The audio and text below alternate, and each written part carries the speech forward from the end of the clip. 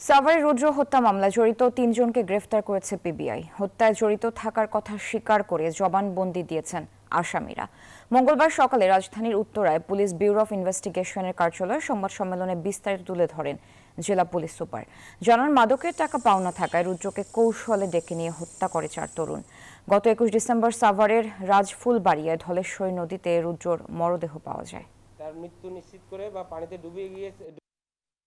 হৃদয়ের ক্ষোভ ছিল যে তার কাছ থেকে টাকা পায়, কিন্তু সে আমাকে টাকা দেয় না, সুতরাং তাকে আমরা মেরে ফেলবো।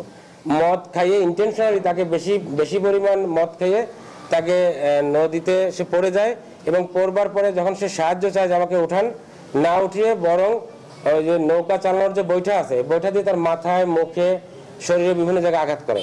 ৪ জনের নাম পেয়েছি। ৪ জনের মধ্যে ৩ জনকে কিন্তু আমরা ইতিমধ্যে গ্রেপ্তার করতে সমর্থ হয়েছি। বাকি আছে একজন নাহিদকে আমরা গ্রেপ্তার করবো।